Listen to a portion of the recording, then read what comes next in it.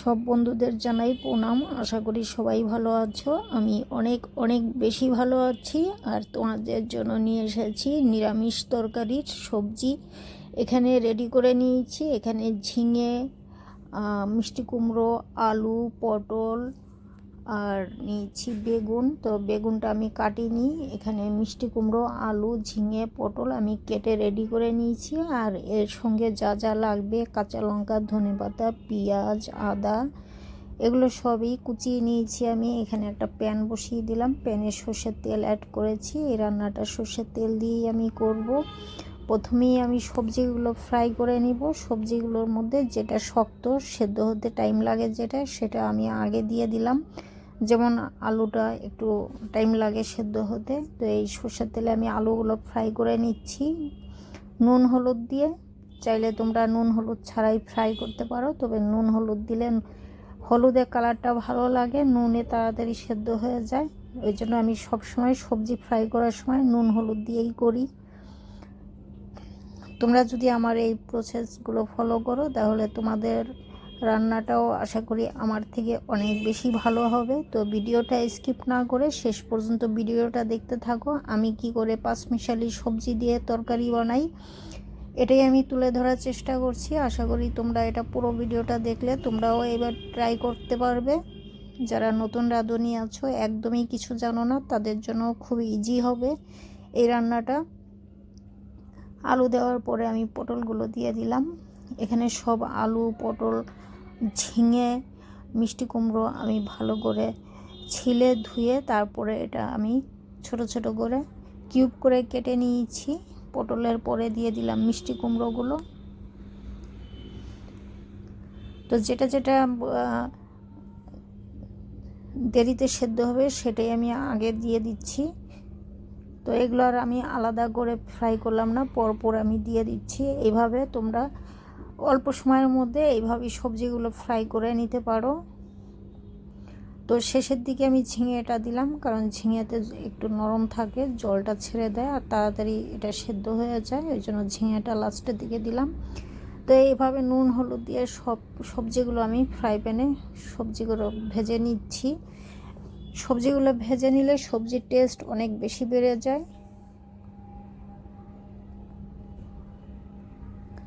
এই সবজিটা ভাতে, গরম ভাতে, রুটি, পরোটা সব কিছুর সঙ্গে এটা খাওয়া যায়। রুটি পরোটা দিয়ে তো খুবই ভালো লাগবে। তো সবজিগুলো আমার ভাজা হয়ে গেছে, খুব বেশি ভাজার দরকার নেই।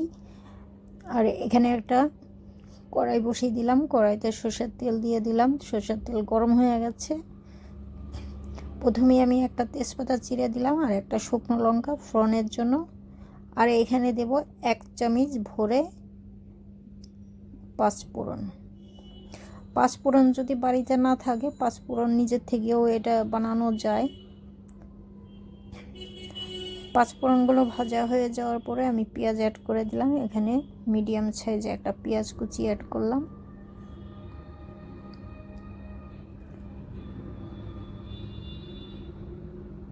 আর এখানে হাফ টিস্পুনের মতো আদা কুচি।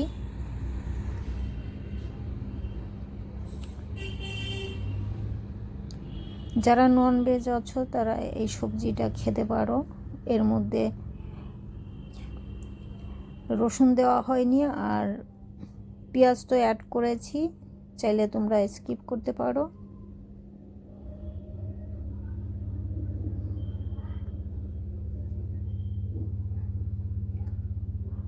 তো নুন স্বাদ মতো দিয়ে দিলাম। আর নুন দেওয়ার পরে এখানে আমি মিডিয়াম সাইজ একটা টমেটো কেটে অ্যাড করে দিলাম। ভালো মতো করে নেড়ে চেড়ে এই টমেটোটা গালিয়ে নিতে হবে। নুন দিলেই টমেটো গলে যায়।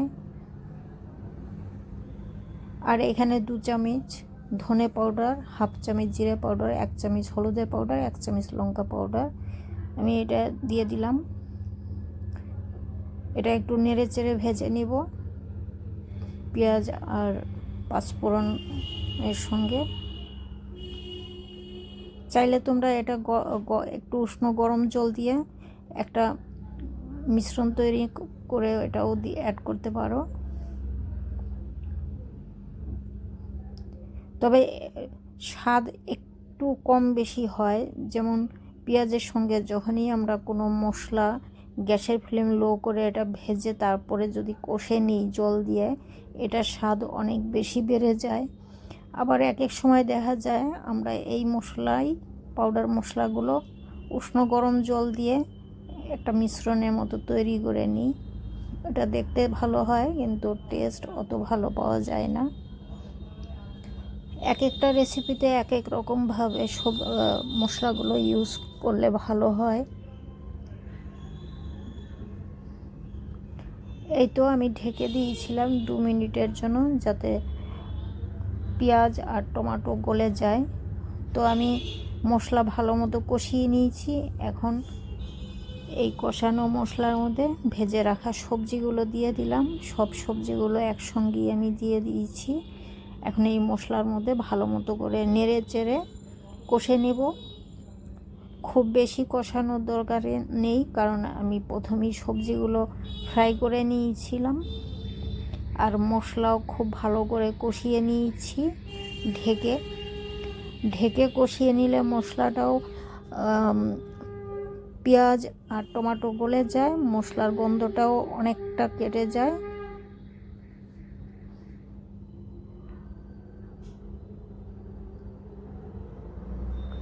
এই সবজিটা অনেক বেশি টেস্ট হয় যদি পাঁচফোড়ন দিয়ে সবজি বানানো যায়, আর মশলার পরিমাণটা একটু বেশি রাখা যায় তো অনেক বেশি টেস্টি হয় এই সবজিগুলো। চাইলে এর সঙ্গে তোমরা আরও কিছু সবজি অ্যাড করতে পারো।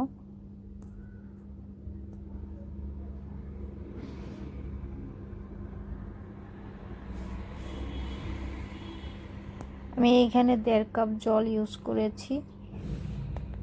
এখন ঢেকে দিব। 15 মিনিটের জন্য আমি ঢেকে দিলাম। 15 মিনিট পর আমি ফিরে এসেছি। আমি একবার চেক করব।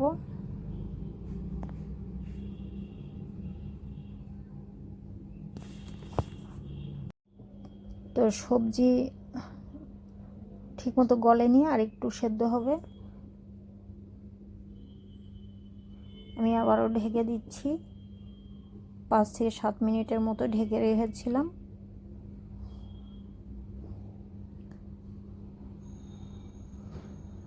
একবার চেক করে দেখছি গলছে কিনা।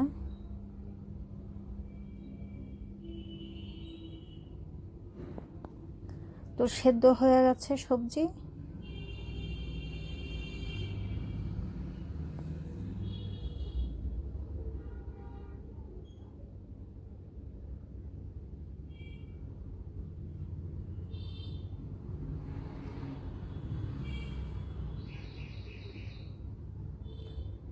আমি এখানে 1 চামচ ভাজা গরম মশলা পাউডার ইউজ করলাম।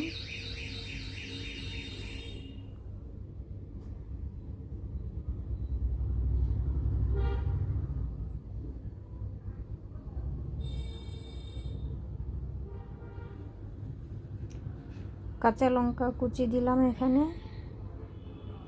1.5 চামচের মতো।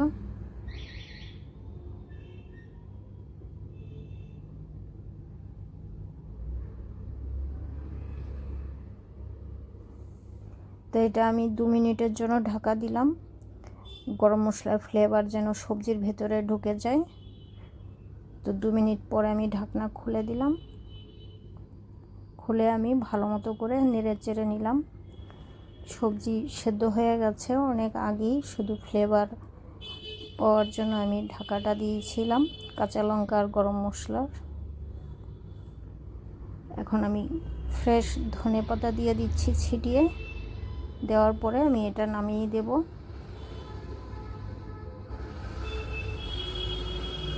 ধনেপাতা দেওয়ার পরে আর বেশিক্ষণ রাখতে হয় না, নামিয়ে নিতে হয়, নইলে ধনেপাতার ফ্লেভারটা পাওয়া যায় না। আমি একবার নুন চেক করে নিচ্ছি।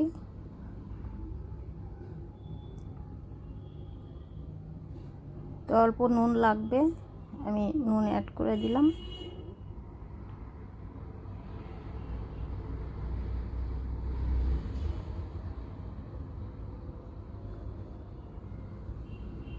তো নুন দেওয়ার পরে ভালো করে নেড়ে চেড়ে মিশিয়ে দিয়েছি। মিশাবার পরে এইভাবে আমি কড়াইটা ধরে ভালো মতো করে ঘুরিয়ে দিলাম যাতে সব মশলা সমানভাবে মিশে যায়।